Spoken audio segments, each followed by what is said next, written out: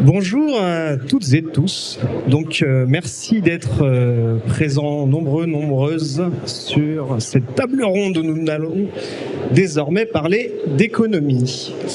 Alors, le thème de cette table ronde, c'est un peu ce qu'on a voulu faire, c'est de vous rendre compte, expliquer les dynamiques actuelles du capitalisme et de la finance et dans quelle mesure le pouvoir aujourd'hui est concentré entre les mains de quelques-uns, ces quelques-uns qui n'ont pas de problème à s'accointer avec l'extrême droite. Donc nous allons essayer de dépeindre avec nos invités tous ces sujets.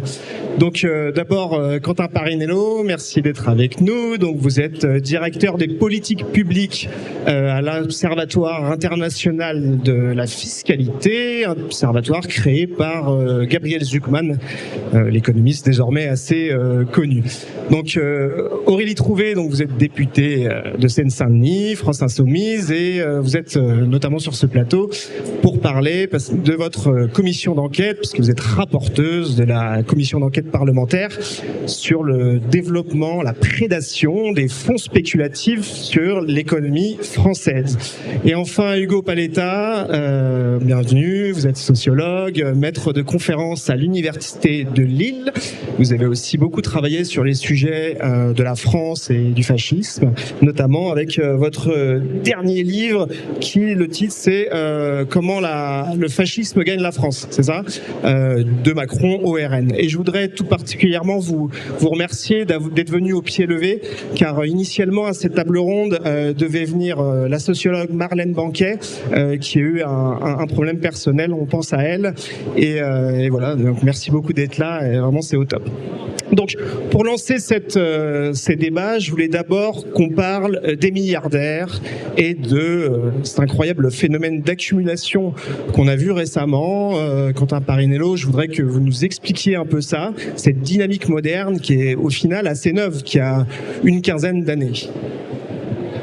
Bonjour, merci beaucoup Mathias et merci beaucoup à Mediapart pour l'invitation. Je suis ravi d'être là. L'Observatoire international de la fiscalité, c'est une organisation de recherche. On a 35 chercheurs qui travaillent sur les questions fiscales, dirigés par l'économiste français Gabriel Zucman. Et effectivement, une des thématiques sur lesquelles on travaille, ce sont les phénomènes d'accumulation de richesses des milliardaires et notamment quel est le rôle de la fiscalité. Donc déjà, si on zoome un peu sur ce phénomène d'accumulation. Si on regarde les statistiques officielles françaises, la part que représentent les 10% les plus riches, voire même les 1% les plus riches en France dans le patrimoine national, elle augmente très légèrement depuis une trentaine d'années, mais c'est pas un phénomène d'explosion massif. Ce phénomène de concentration de la richesse de plus en plus grand, il est vraiment au niveau des très très riches, des ultra riches, vraiment des milliardaires. Qui ont doublé la part qui est représentée dans le patrimoine français. Et un exemple qu'on donne souvent, c'est de comparer leur fortune cumulée au PIB français. Et donc au milieu des années 90, je crois que c'est en 1996, ils avaient la fortune cumulée des 500 plus grandes fortunes françaises représentait environ 6% du PIB français. C'est-à-dire qu'ils pouvaient, une année donnée, en vendant l'ensemble de leur fortune, en liquidant l'ensemble de leur fortune, acheter 6% de l'ensemble des biens et des services produits une année en France. En 2024, ça représente 42%. Donc on est vraiment sur une augmentation massive de la concentration des richesses. Cette augmentation massive, elle a connu une première accélération après la première crise économique de 2008 et une seconde accélération après le Covid. Et alors la question que tout le monde se pose, c'est pourquoi c'est un problème ? Pourquoi c'est un problème ? Parce que quelque part, finalement, la capacité à accumuler de la richesse, à mettre de côté, pour la plupart des gens, c'est une bonne chose. Quand on arrive à mettre un peu de côté, on peut acheter une maison, on peut mettre de l'argent de côté pour les vieux jours, on peut mettre un peu de côté si on a un pépin. Pour la classe moyenne, c'est une bonne chose. Pour les classes populaires, on aimerait qu'elles soient en capacité d'accumuler un peu plus, c'est-à-dire que le travail paye beaucoup plus et qu'elles soient en capacité de mettre à côté. Mais pour les plus riches, et vraiment quand on parle des plus riches ici, on parle des milliardaires, cette capacité d'accumulation, c'est pas pour les vieux jours. Non. Ce niveau de concentration des richesses, c'est du pouvoir, avec un phénomène vicieux, un cercle vicieux, où plus de richesse amène plus de pouvoir, qui amène plus de richesse, qui amène plus de pouvoir. Et ça se traduit par des phénomènes de pouvoir influencer les médias en achetant des moyens de communication, des plateformes de réseaux sociaux. Je pense à Elon Musk, en rachetant toute une série de médias. Je pense à Vincent Bolloré en France. Ça se traduit par des phénomènes de concentration économique qui tendent vers le monopole. Je pense par exemple au fret maritime, à une entreprise comme CMA-CGM qui est dirigée par un milliardaire français, Rodolphe Saadé. C'est aussi la capacité d'influencer les politiques publiques en faisant du chantage, des fois du chantage économique, ou des fois, dans certains pays, directement en finançant la vie politique. En finançant la vie politique, en finançant les élections, c'est très très visible en ce moment aux États-Unis. Et donc, ce qu'il faut comprendre, c'est que ce phénomène de concentration des richesses, il est jamais neutre. Il y a toujours une tension quelque part entre la vie démocratique d'un côté et la concentration des richesses de l'autre. Et il y a toute une réflexion qui existe depuis l'Antiquité, depuis Aristote qui en parlait, sur la possibilité d'une vie démocratique apaisée quand il y a trop de concentration de richesses. Et donc, le travail de l'Observatoire, c'est notamment de regarder l'ensemble des mécanismes qui permettent cette accumulation de richesses, et notamment la fiscalité. Donc, il y a les milliardaires d'un côté, et de l'autre côté, il y a une finance de l'ombre. Si je dis cette finance qui n'a pas de visage, cette finance qui nous gouverne tous, ça, c'est le discours du Bourget de François Hollande en janvier 2012. Ça ne nous rajeunit pas. Or, aujourd'hui, on se rend compte que cette finance de l'ombre, que la gauche était censée combattre dans l'absolu en 2012, eh bien, elle s'est développée assez massivement. Et Aurélie Trouvé, vous avez mené tout un tas d'auditions dans le cadre de votre commission d'enquête où vous avez effectivement découvert que il y a un certain nombre de fonds d'investissement qui prennent de plus en plus de place. Déjà, peut-être, quels sont ces fonds d'investissement et qu'est-ce qu'ils font concrètement? C'est quoi la différence avec une banque, par exemple, tout simplement? Et quelques exemples concrets sur quels sont les dégâts sociaux et économiques qu'ils créent. Bien, merci. D'abord, merci pour l'invitation à Mediapart.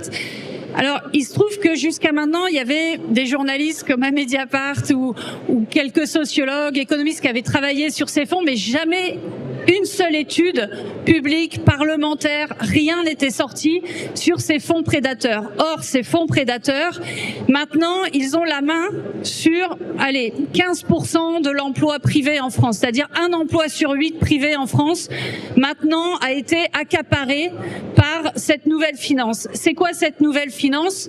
Moi, j'appelle ça des fonds prédateurs. C'est des fonds, d'abord, qui ne sont absolument pas régulés. Vous savez qu'après la crise de 2008, il y a eu un semblant au moins d'un peu de régulation des banques.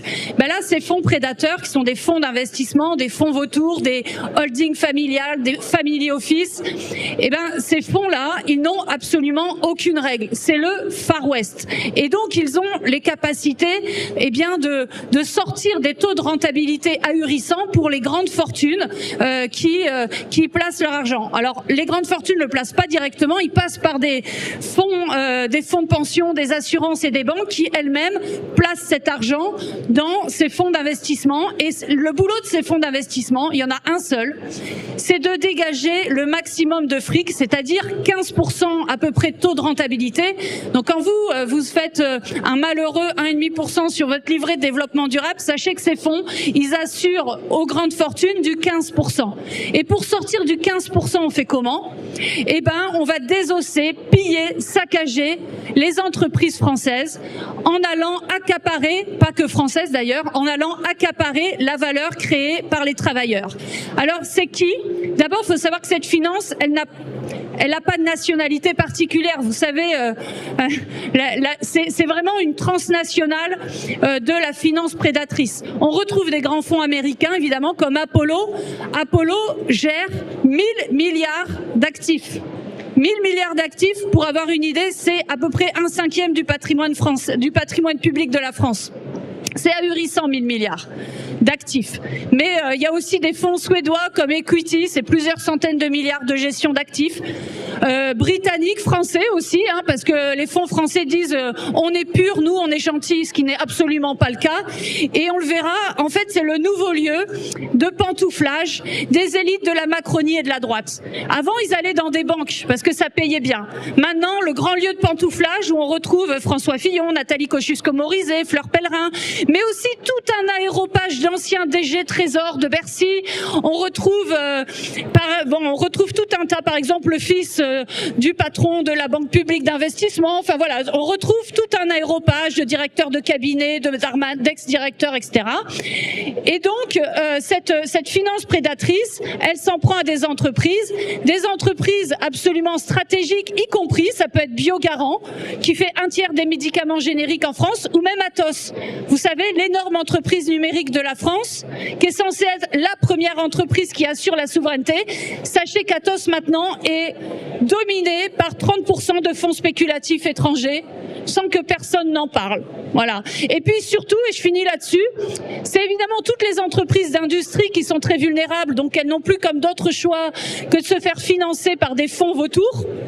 Ce qui arrange bien d'ailleurs des multinationales. Par exemple, Saint-Gobain a vendu à Mutares, qui est un fonds vautour, La Paire, que vous connaissez bien, La Paire, les magasins de bricolage. Ça a été vendu par Saint-Gobain à un fonds vautour qui a déjà pillé et saccagé au moins une dizaine d'entreprises.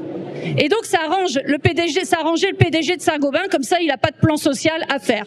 Et dernier grand secteur qui est en train d'être laminé et saccagé, et qui est payé par la sécurité sociale, c'est le monde de la santé.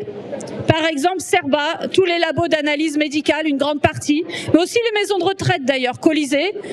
Et puis vous avez en ce moment tous les cabinets, beaucoup de cabinets, par exemple, de radiologues, d'ophtalmologues, les cabinets de vétérinaires, les cliniques de vétérinaires, les cliniques privées elles-mêmes.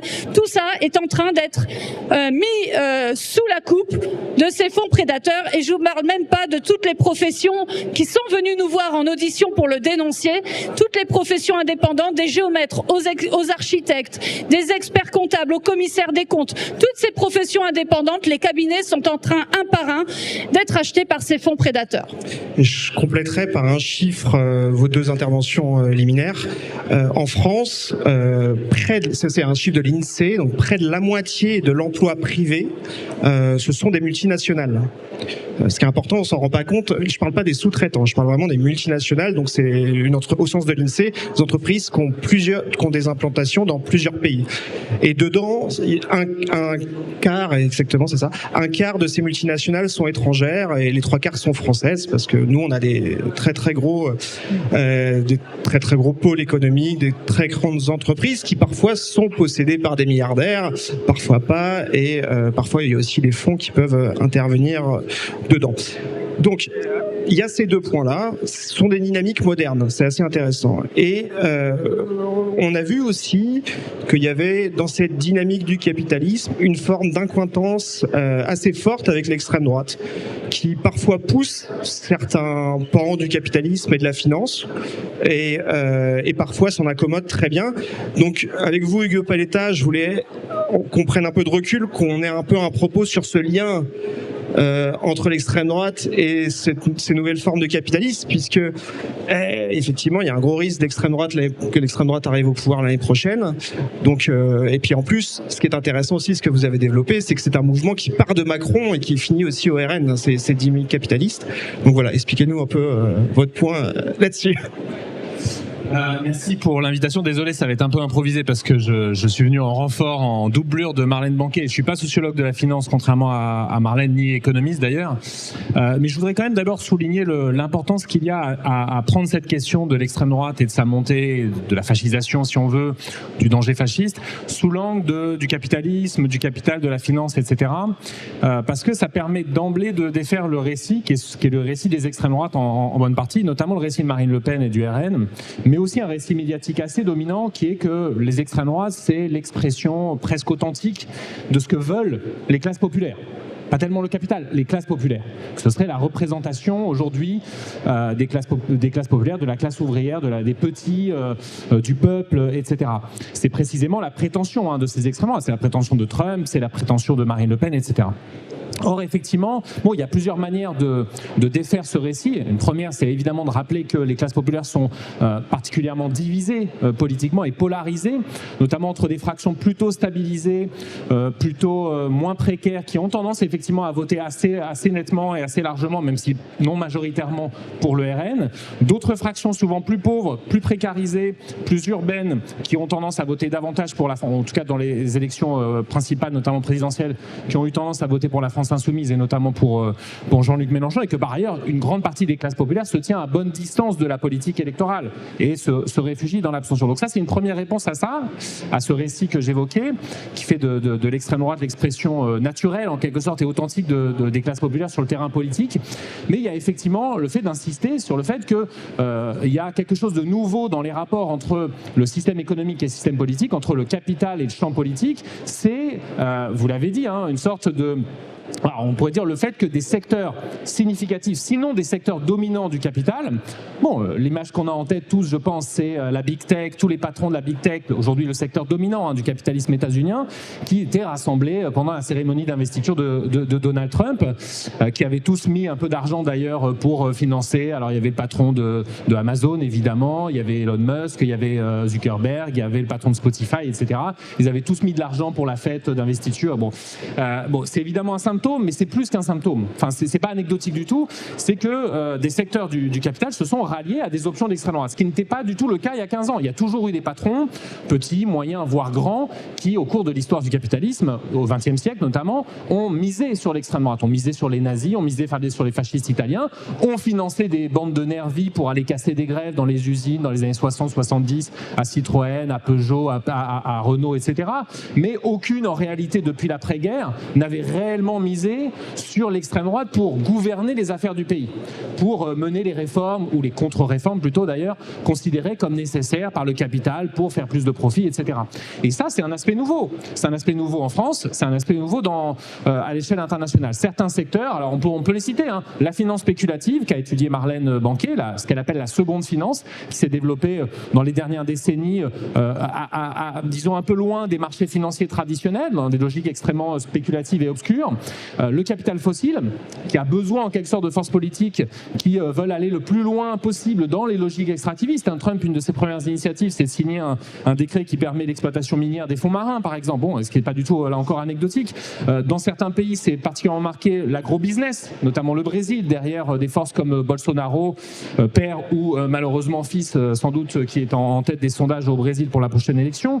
Le capitalisme de surveillance, les industries militaires, etc. Il y a toute une série de secteurs importants du capital, ce qui nous rappelle un peu un livre comme Fascisme et Grand Capital, qui est un livre de Daniel Guérin il y a très longtemps, mais qui avait cherché à analyser, documenter, étudier les secteurs qui ont intérêt et qui poussent, y compris financièrement, ou à travers leurs appareils médiatiques, leurs appareils hégémoniques, à travers leurs représentants politiques, et qui poussent en faveur d'une option d'extrême droite. Et en réalité, ce qui est à leur faveur, c'est une option d'union des droites, sous domination de la droite ou de l'extrême droite. On voit très bien comment ils se satisfont sans aucun problème de la coalition des droits sous domination Fratelli d'Italia de Giorgia Meloni, mais c'est ce qu'on voit dans à peu près tous les pays.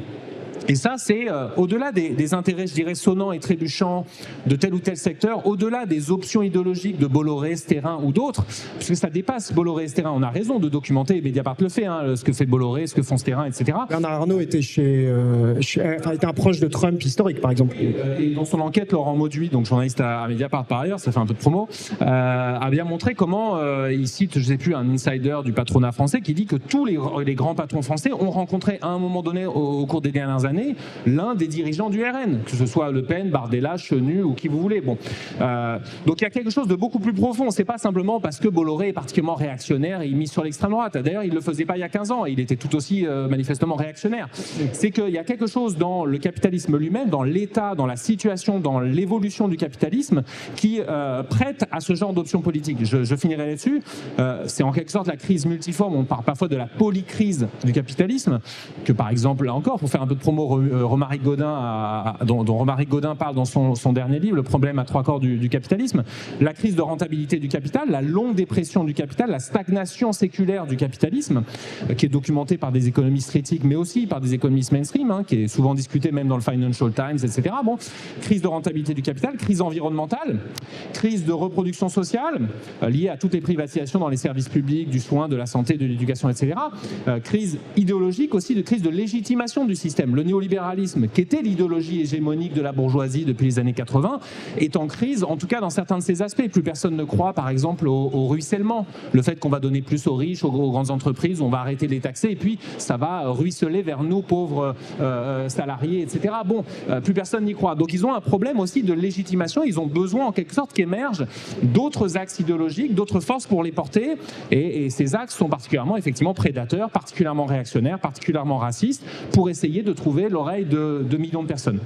Et je vais compléter votre propos en citant un livre qui s'appelait La finance autoritaire. C'est un petit livre donc de Marlène Banquet et de Théo Bourgeron qui expliquait que cette nouvelle finance, donc les fonds de capital investissement dont Aurélie Trouvé a parlé, et aussi de ce qu'on appelle des hedge funds, avait massivement financé la campagne pro-Brexit de UKIP en Angleterre, et aussi la première campagne de Trump pour son élection en 2016. Donc on voit quand même qu'il y a un intérêt d'une certaine finance. Alors Quentin Parinello, je vais revenir avec vous aujourd'hui parce que vous avez fait une introduction très courte, donc c'est bien de vous avoir un peu plus longtemps sur le sujet. Donc je voudrais qu'on aborde dans cette deuxième partie, dont acte ce nouveau paysage de capitalisme, de la finance. Mais qu'est-ce qu'on fait aujourd'hui pour lutter contre cette accumulation ? Alors, évidemment, il y a tout le débat sur la taxe Zuckman, mais est-ce qu'il faut juste les taxer ? Est-ce qu'il faut les taxer pour financer des politiques publiques ? Est-ce qu'il faut les taxer pour les rendre moins riches ? Est-ce qu'il faut penser autre chose par rapport à cette accumulation des milliardaires, s'il vous plaît ? C'est une super question. Je vais bâtir 20 secondes sur ce que dit Hugo. Ça fait aussi parce que moi, ce qui me frappe, évidemment, on a des exemples de milliardaires qui s'affichent de plus en plus ouvertement vers l'extrême droite, mais on a aussi des partis d'extrême droite qui prennent un tournant dans leur vision de la politique économique. Et c'est pas simplement en France. On peut penser à Milei en Argentine, à Cast au Chili, à Belardo en Colombie, Farage au Royaume-Uni, avec des politiques qui s'affichent de plus en plus anti-État. Donc pas simplement on va baisser les impôts, mais on va démanteler l'État. Et donc il y a vraiment une vision de protéger l'intérêt du capital privé, l'espace du privé, et de réduire la part du public. Donc qu'est-ce qu'on fait par rapport à ça ? Et effectivement, il y a un lien direct avec les questions démocratiques. Et la question que vous posez, Mathias, c'est effectivement est-ce que taxer, c'est suffisant pour mettre un terme au phénomène d'accumulation et mettre un terme surtout à toutes ces conséquences en termes d'impact sur le pouvoir? La réponse, elle est assez évidente. Non, c'est pas suffisant. Il y a plein de choses à faire sur plein de secteurs, plein de segments, en termes de financement des médias, en termes de concentration de la propriété des médias, en termes de financement de la vie politique, en termes de limite des monopoles économiques.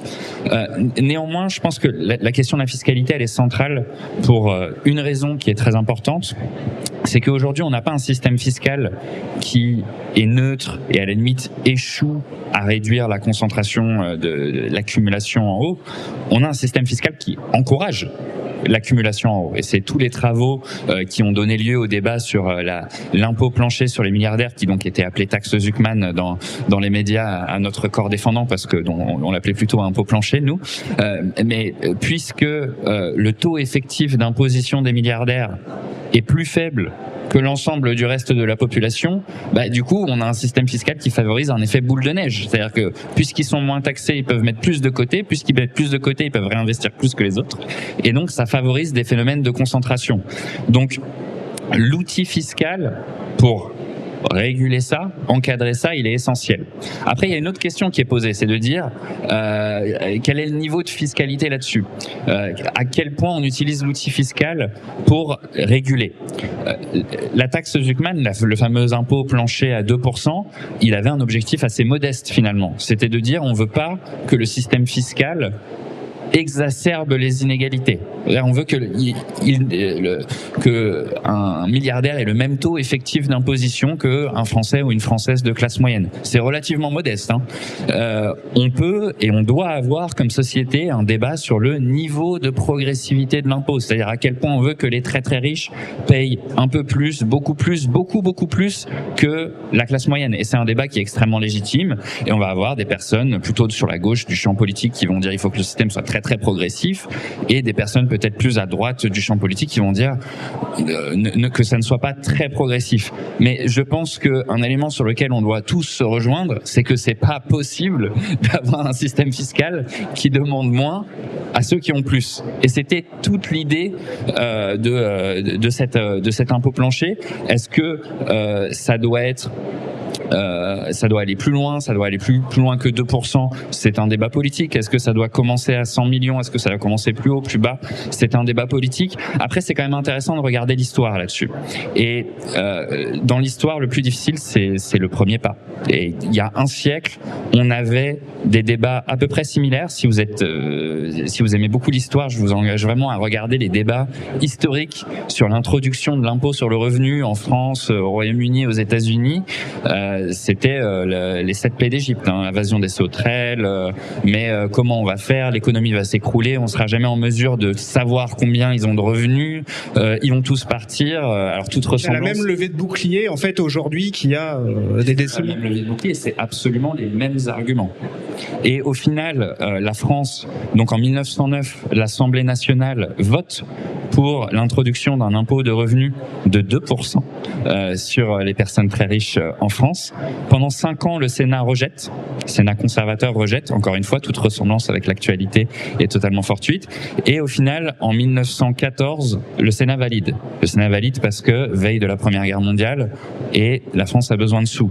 Alors espérons qu'on n'attende pas le début de la Troisième Guerre mondiale pour mettre en place un impôt sur les milliardaires. Mais vous voyez bien que depuis, la progressivité de l'impôt sur le revenu a largement changé. La difficulté, c'était quelque part avoir le premier pas. Il y a eu les mêmes débats au Royaume-Uni où la Chambre des Lords a complètement censuré l'introduction d'un impôt sur les plus riches. Aux États-Unis, ça a été déclaré anticonstitutionnel, ils ont dû changer la Constitution. Cette vague, quelque part, vers plus de progressivité de l'impôt, à mon sens, moi je suis fondamentalement optimiste, ça arrivera. Je suis incapable de vous dire si ça arrivera dans 1 an, 5 ans, 10 ans, mais ça arrivera. Par contre, effectivement, la question de est-ce que dès le début, il faut viser un impôt qui soit très très fort en termes de déconcentration, ou est-ce qu'il faut commencer par un impôt qui rétablit une équité, ça sera une décision politique et quelque part, c'est peut-être plus une question pour Aurélie que pour moi.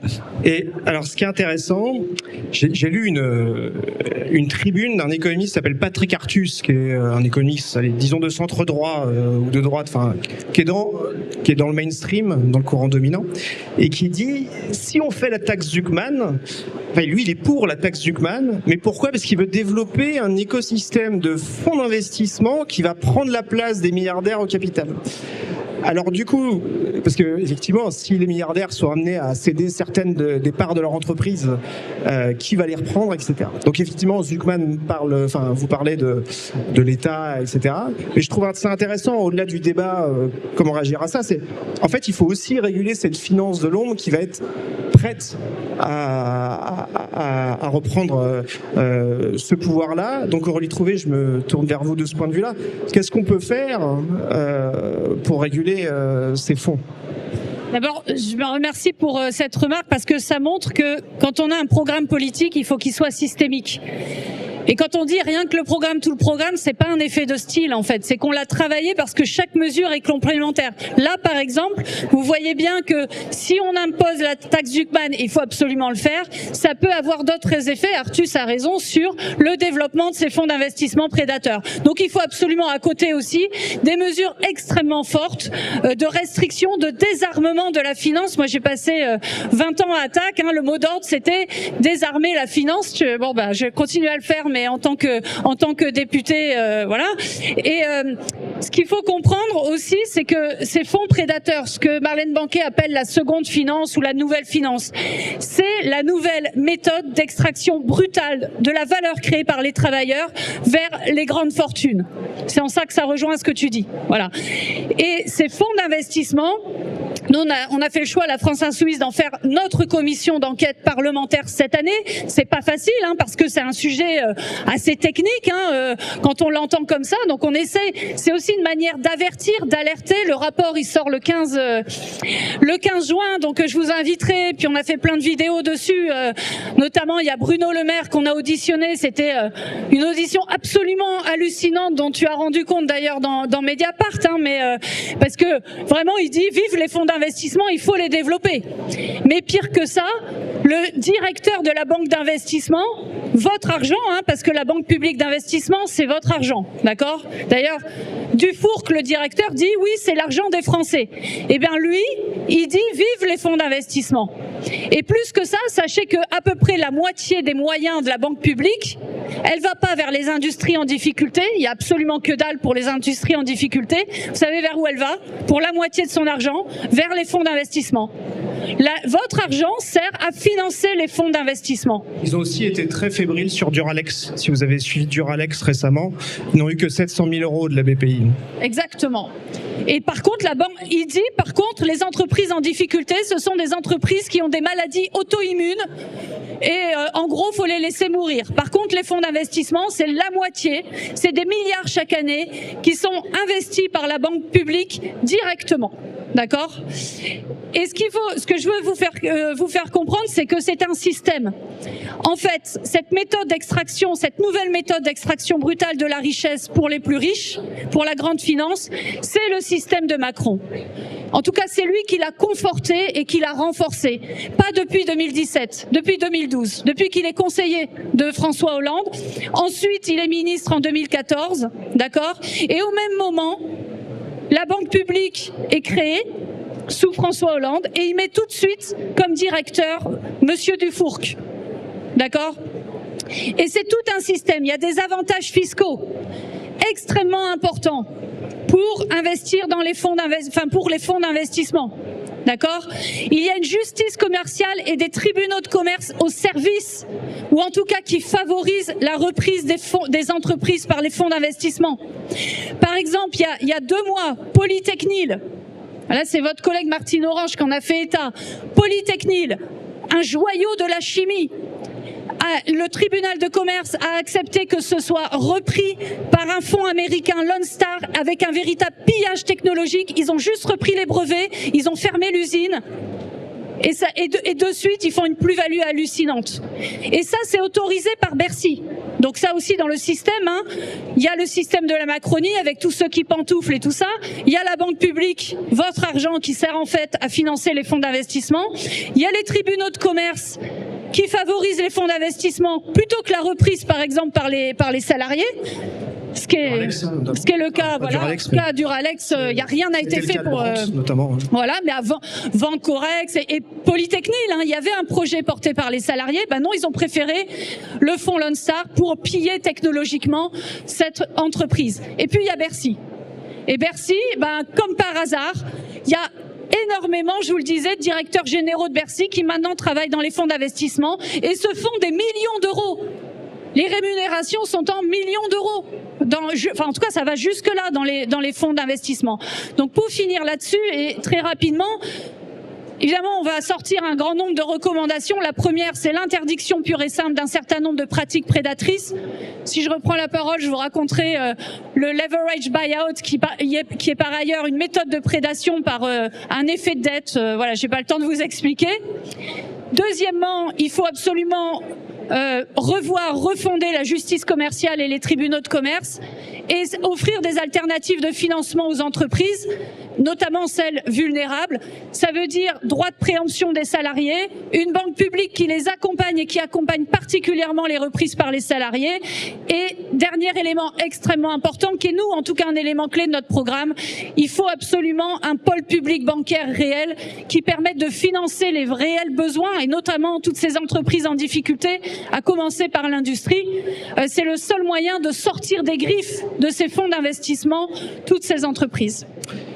Hugo Paletta, je voulais vous relancer toujours sur ce même sujet, les solutions. Donc là, on prend un peu de recul.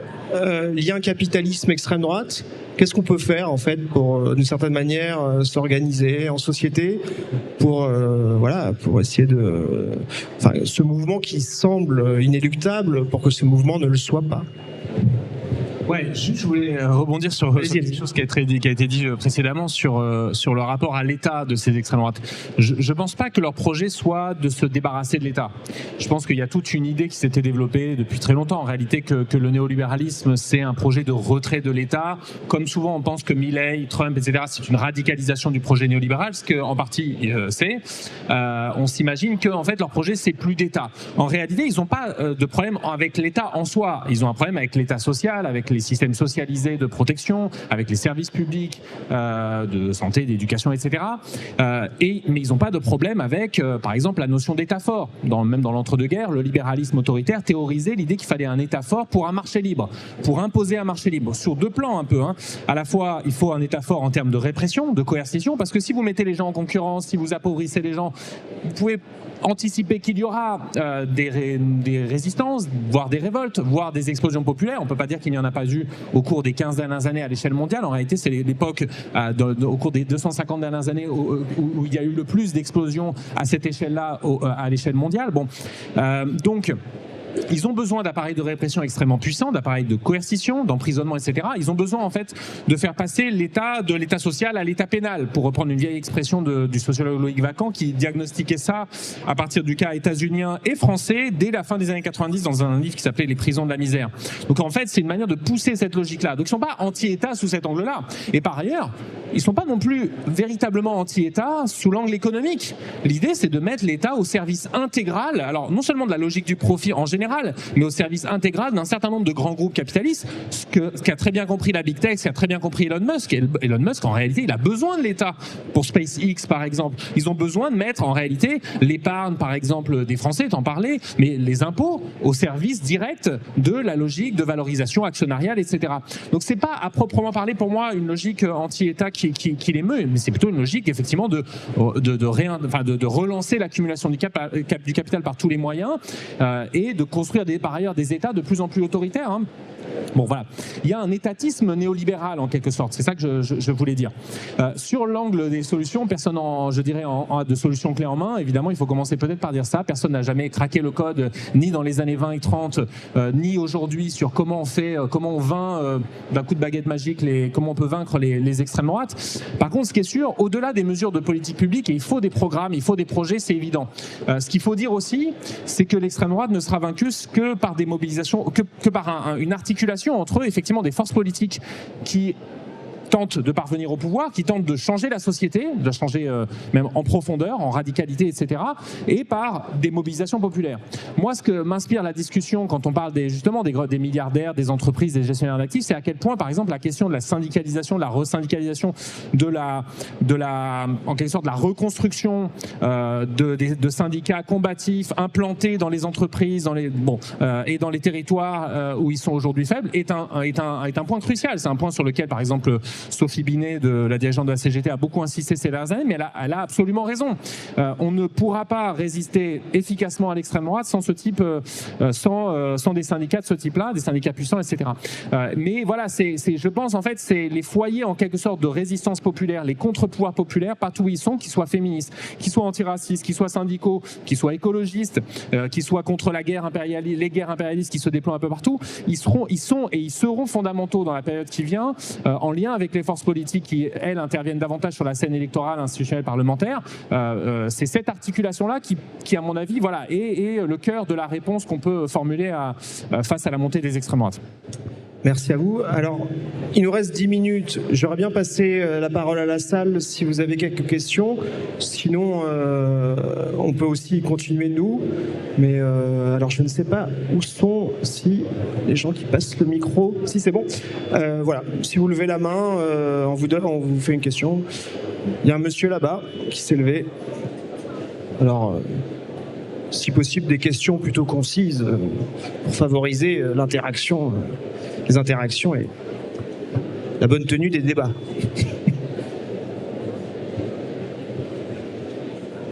Oui, bon. Allô, oui. Il y a le son là. Ça marche pas. Allô, allô. Bon, vous m'entendez? Oui. Ouais. Donc c'est pour que la comparaison avec l'Espagne il y a eu une note de l'ITEO récemment disant que nous on avait, quand il y avait les super profits des fossiles, la France avait recueilli 69 malheureux millions et l'Espagne, qui avait l'intelligence de taxer le turnover, alors vous allez le traduire mieux que moi en français, avait réussi à avoir 1 milliard. Je pense que c'est pour Quentin Parinello, mais... Oui, donc on a effectivement, merci beaucoup pour votre question. On a publié une note très récemment qui fait un peu le bilan post-mortem de la tentative de taxer les super profits des grands énergéticiens en 2022. Et pour faire très court, ça a été un énorme échec en France. Ça a un peu mieux marché en Espagne pour une raison qui est simple. En temps de crise énergétique, les grandes entreprises pétrolières, gazières mettent beaucoup plus d'argent dans les paradis fiscaux. C'est-à-dire qu'en temps normal, il y a environ sur 1 euro de profit 12 centimes qui vont dans les paradis fiscaux. En temps de crise énergétique, il y en a 20. Et surtout, il y en a presque plus dans les pays de consommation. Ce qui est intéressant, c'est que de cette note, il y a eu 2 lectures totalement opposées. Une lecture qui a été de dire, qui a été notamment reprise par certains députés proches de Total, de dire bon, on peut rien faire. Et une autre qui a été de dire il faut simplement penser la taxe de manière à ce que elle ne soit pas vulnérable aux manipulations de l'évasion fiscale. Et quelque part, c'est un peu le même discours de fond qu'on a eu autour de l'impôt plancher sur les milliardaires, c'est-à-dire il y a eu beaucoup de défaitisme, mais si on le fait, ça va avoir un impact sur l'investissement, ils vont tous partir. Et la question au fond, c'est est-ce que on accepte la compétition fiscale déloyale comme une loi de la nature ou pas? Et la réponse c'est non, c'est évidemment pas une loi de la nature, c'est pas la gravité, c'est-à-dire qu'on peut décider de la tolérer comme on le fait actuellement, on peut décider d'y faire face, mais dans ce cas-là il faut avoir des réponses techniques précises et on essaye d'y travailler avec un certain nombre d'experts pour pouvoir appuyer cette discussion. Merci. Autre question, y a-t-il quelqu'un? Je vois très mal. Ah, il y a une personne. Au premier rang, pardon. Bonjour. Je dis. Allô. Oui. Bonjour. Alors je vous vois pas. Là-bas. Ok, pardon. Pardon. Merci beaucoup pour cette discussion. J'aurais aimé juste entendre Madame Trouvé nous parler des pratiques prédatrices dont qu'elle nous a subtilement vendu la bande-annonce. Merci. Allons-y. Peut-être les montages de dettes, les pratiques prédatrices. C'est être plus précis, peut-être. Je me permets de dire de vous inviter à lire un certain nombre d'articles excellents de Mathias Thépaut sur la question, mais voilà, sur le LBO. Le LBO, je vais vous donner un exemple très précis, celui de Chem One, qui est une grande entreprise là aussi de chimie, qui fait 1500 salariés. Eh bien, il y a 5 ans, le grand fonds américain Apollo a mis la main sur Chem One, et c'est simple, Chem One est passé de 10 à 700 millions d'euros de dettes en 5 ans. Comment c'est possible?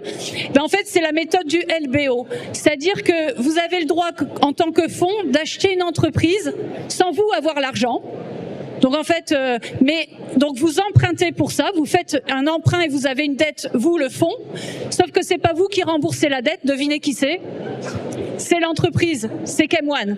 Donc en fait, Apollo a fait un énorme emprunt de 500 millions d'euros en gros pour acheter Chem One, et ensuite ils ont reporté la dette sur Chem One, et c'est Chem One qui doit payer non seulement les 500 millions d'euros, mais en plus les dividendes à Apollo, des frais de gestion, des frais de conseil et tutti quanti. Et aujourd'hui, cette entreprise, elle est quasiment exsangue, alors qu'elle est très très bien il y a 5 ans. Ça, c'est un exemple. Sachez que Ces fonds prédateurs font ça avec des centaines et des centaines d'entreprises dans tous les secteurs de l'économie française. Je finis juste par un mot pour vous dire aussi qu'il y a non seulement ça, j'ai pas eu le temps de le développer, mais en plus tous ces fonds sont en train de faire planer le risque actuellement d'une crise financière globale sur toute la planète qui partent des États-Unis.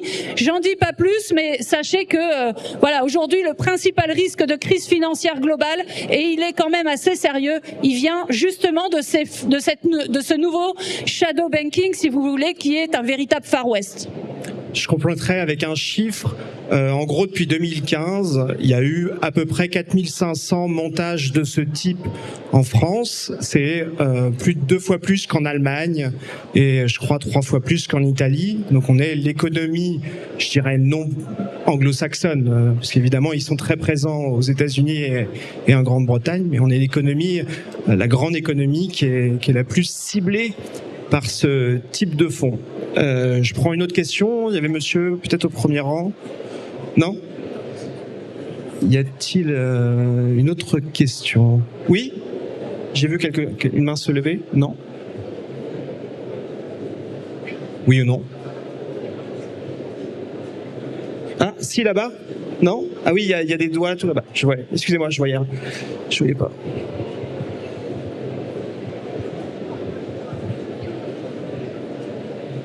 Moi, j'ai une question. Est-ce que vous voyez un rôle pour la coopération internationale ou en tout cas un rôle de l'Europe en termes de taxation des milliardaires, comme on a vu pour l'impôt minimum sur les sociétés, par exemple ? C'est une très très bonne question. Si on attend l'unanimité, et en termes fiscaux au niveau européen, il faut l'unanimité des 27 pays pour faire passer une règle, ça ne va pas marcher. Par contre, il faut vraiment se dire que c'est l'horizon, c'est vers là où on doit aller. Et quand on regarde encore une fois, quand on se penche sur l'histoire des grands accords fiscaux internationaux, ça part toujours d'un petit nombre de pays qui partent d'abord, qui font ces règles-là et puis qui en fait atteignent une masse critique et ensuite il y a un accord international.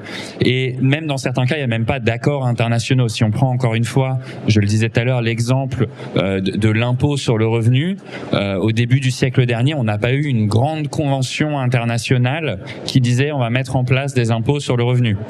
On a eu le Royaume-Uni qui l'a voté d'abord, ensuite la France, ensuite les États-Unis, puis 5 pays, puis 10 pays, puis 15, puis 20 pays. Et en fait, aujourd'hui, c'est devenu une norme pour la majorité des pays d'avoir un impôt sur le revenu qui n'est certes pas l'impôt principal. L'impôt principal, c'est une autre invention française, peut-être pas la meilleure, c'est la TVA. Mais si vous voulez, c'est plutôt parti du bas. Et moi, je vois vraiment cette question de taxation des milliardaires se passer un petit peu plus comme ça. C'est-à-dire comme un effet domino où vous allez avoir un pays qui va le mettre en place et le lendemain, non seulement le pays aura des recettes significatives, mais j'emprunte l'expression de Gabriel qui le dit souvent, en fait le soleil continue de se lever. C'est pas la bérésina qu'on nous annonce à chaque fois, et en fait ça a un effet domino sur les autres. Donc je pense que c'est plus cet effet domino-là qu'il va falloir attendre. Est-ce que ça va venir d'un pays comme la France, peut-être le Royaume-Uni en ce moment. On a parlé aux équipes d'Andy Burnham il y a pas longtemps, qui est un candidat putatif au poste de Premier ministre et est très intéressé, peut-être en Californie, où il y a un référendum sur un impôt de 5% sur les milliardaires. Ils sont allés à l'étape d'après, 5% directement, peut-être au Brésil. Mais il va falloir voir quel est le premier pays, mais je suis certain que ça va arriver, non seulement, mais surtout que ça va avoir un effet d'entraînement sur les autres. Y a-t-il une autre question ? Sinon, je peux peut-être... Il y a un monsieur là-bas, je vois. C'est la dernière, pour le coup. Je suis désolé. Il reste qu'1 minute 30. Donc, on va tâcher d'être bref, si ça vous va. Est-ce que... Oui. Merci. C'est à la fois une précision et une suggestion. Déjà dans les facteurs de reprise des sociétés qui déposent le bilan, je rappelle déjà que dans les dispositions du Code de commerce, l'un des premiers critères à retenir pour la future société qui reprendra, c'est le maintien de l'emploi. C'est déjà dans la loi. Et est-ce que nous pourrions, au fond, le préciser comme la première force obligatoire. S'il y a une solution à critères égal de viabilité de l'entreprise, de privilégier systématiquement, c'est par l'effet obligatoire de la loi, la reprise par les salariés. Aurélie Trouvé. Ça tombe bien, ça sera une des principales recommandations du rapport de la Commission, je le dis un peu en avance. Ça sera effectivement que le maintien de l'emploi soit la priorité dans la reprise, parmi les choix possibles, la reprise d'une entreprise. Et j'en profite pour dire, parce que tu l'as dit, ce qui compte aussi, c'est de donner les capacités aux représentants de salariés, particulièrement aux syndicats, de pouvoir se préparer à reprendre une entreprise. Il faut savoir qu'ils ont, par exemple dans l'histoire de Mutares qui a repris la paire, ils ont eu quasiment aucune information. Aucune. Et donc, moi d'ailleurs, je veux rendre hommage à tous ces syndicats qui ont été auditionnés dans la commission d'enquête, qui craignent pour eux-mêmes. Il y en a qui sont même pas osés venir dans une commission d'enquête parlementaire. Ils avaient peur des représailles. Par exemple, à Val-d'Une, qui est repris par un fonds crapuleux, Alpha Blue Océan. Je sais qu'ils sont pas venus parce qu'ils craignent. Donc il faut savoir que le degré de terreur est tel qu'il y a des représentants de salariés qui viennent même pas en audition de commission d'enquête. Donc vous dire tout le chemin qu'il y a à parcourir pour donner les moyens, pour renforcer tous ces représentants, ces syndicats de salariés, pour que non seulement ils puissent mener leur enquête eux-mêmes, s'opposer et proposer autre chose, c'est-à-dire véritablement ce qui est la véritable alternative finalement au capitalisme financier, qui est que l'outil de production appartienne aux salariés. Merci beaucoup, merci à vous trois. Et encore merci Hugo Paletta d'être venu au pied levé à cette table ronde, c'était passionnant. Merci à vous et puis bonne suite des débats.